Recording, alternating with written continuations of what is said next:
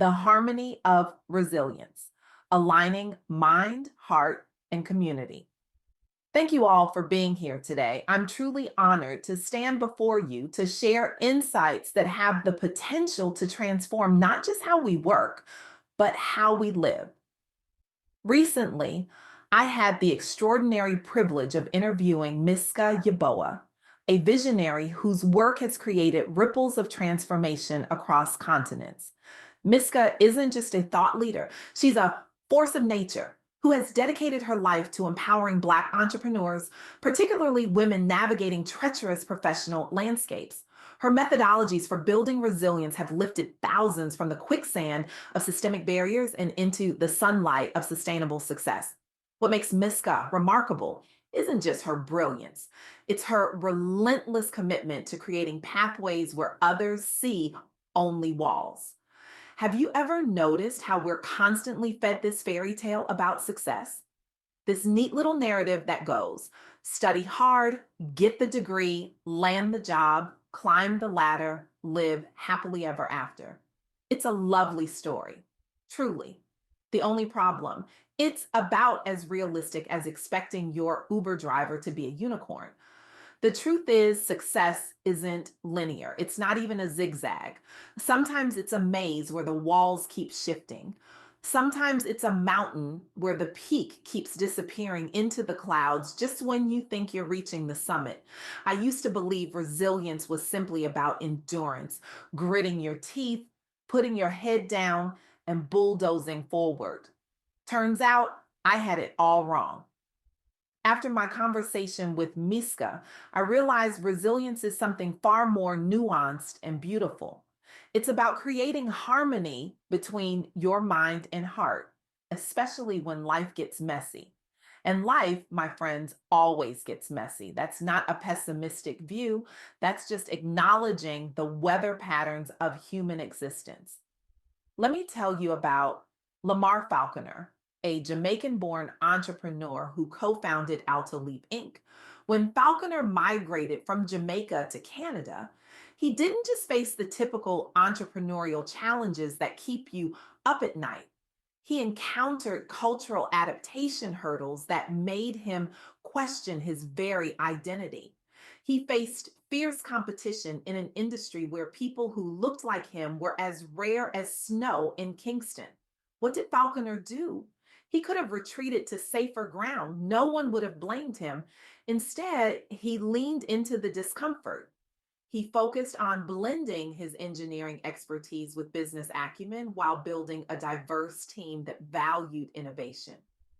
Under his leadership since 2012, Alto Leap transformed from a modest startup into an industry standout, managing over $100 million annually for clients across multiple sectors. But here's what fascinated me about Falconer's journey. It wasn't just about professional resilience, it required personal resilience too. Imagine leaving everything familiar behind, your home, your culture, your support system, and stepping into the unknown. That's not just changing jobs, that's changing worlds. In 2024, Falconer won the Canadian Black Entrepreneur of the Year award.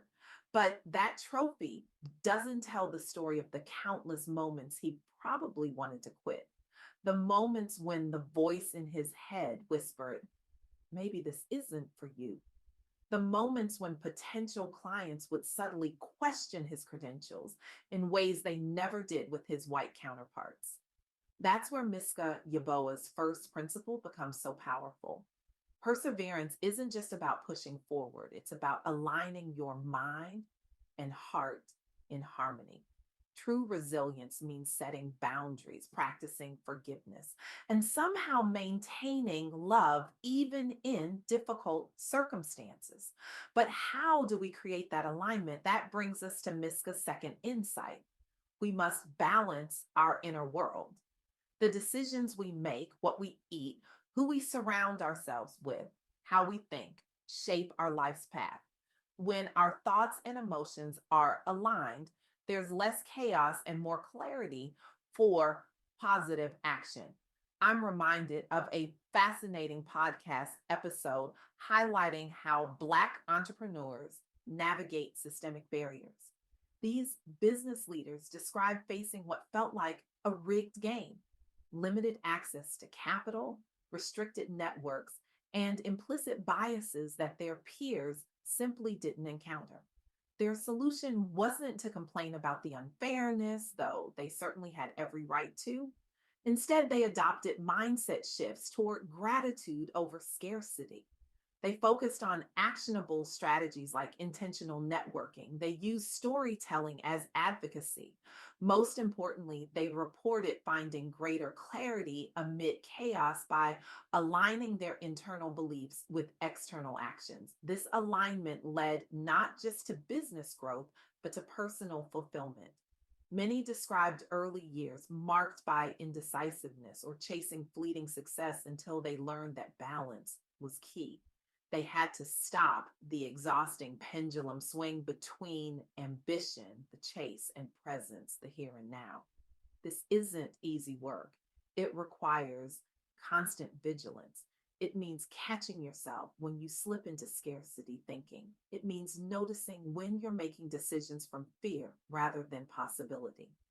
But here's the beautiful part: this inner work doesn't just change how you feel, it changes what you achieve. When your mind and heart are in alignment, you make better decisions. You recognize opportunities that fear would have blinded you to. You build authentic relationships rather than transactional ones. And that brings us to Miska Yeboah's third principle: cherish authentic connections. While everyone walks their own path, genuine relationships help us persevere through challenges and celebrate our wins together. In a world obsessed with networking, we've forgotten the power of actual connection. Consider the movement emerging among Black women entrepreneurs sharing experiences via social media platforms. These women face unique challenges, isolation, and a profound lack of mentorship or support systems as they strive toward financial milestones despite systemic adversity. Their solution wasn't to compete harder, it was to connect deeper. They began lifting each other up, sharing resources openly online, forming digital communities focused on encouragement rather than competition, celebrating small wins collectively instead of suffering alone. The results were remarkable. Members reported increased confidence navigating setbacks due largely to peer accountability circles formed out of genuine friendship. Their businesses grew, yes, but more importantly, they built lasting friendships that buffered against burnout. This movement emerged after several founders realized traditional networking events left them feeling unseen. They pivoted toward creating spaces centered around real connection rather than transactional exchanges. The result has been not just higher revenues, but lasting friendships that buffer against burnout, a testament that thriving requires both drive and community care. As Miska Yeboah emphasized in our interview, real friends and supportive family are invaluable on your journey. They're the ones who see your potential when you temporarily lost sight of it. They're the ones who remind you of your why when the how gets overwhelming. Now, I want to be clear about something. This isn't just feel good advice. This is practical, tactical wisdom for navigating a world that doesn't always make space for you. When we talk about perseverance, inner balance, and authentic connection, we're talking about survival tools. We're talking about the difference between burning out and breaking through.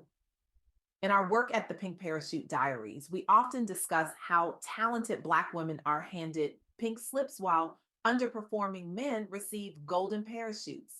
This reality makes Miska's insights even more crucial.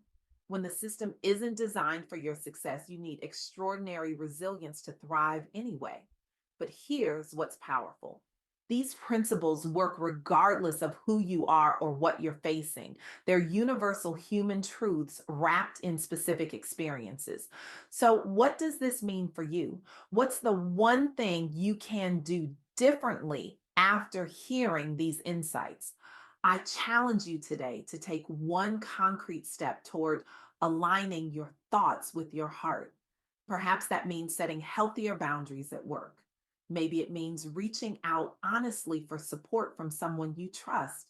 Or perhaps it means choosing gratitude over regret when facing adversity. Remember that every small act toward balance builds lifelong resilience. Every time you align your mind and heart, you're strengthening that muscle.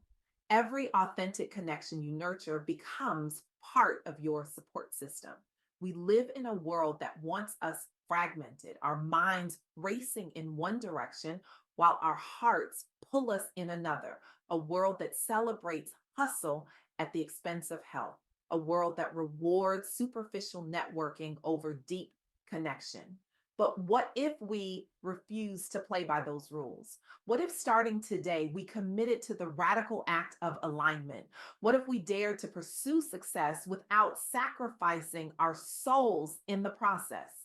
The path ahead won't be easy. There will be days when alignment feels impossible, days when the gap between your mind and heart feels like the Grand Canyon, days when authentic connection seems like a luxury you can't afford. On those days, remember Lamar Falconer standing in a new country, facing an industry that wasn't built for him. Remember the Black entrepreneurs choosing gratitude when scarcity would have been easier. Remember the women creating communities of care when isolation threatened to swallow them whole. And remember this, your resilience isn't just about surviving, it's about transforming. It's about creating new possibilities, not just for yourself, but for everyone who will follow in your footsteps. The world doesn't just need your success, it needs your aligned, authentic, connected success. It needs the unique contribution that only comes when your mind and heart work in harmony. So I leave you with this question. What would become possible in your life if you committed to this harmony of resilience? What mountains could you climb? What barriers could you break? What legacy could you leave? The answer to that question isn't just your future, it might just be our collective future. Thank you.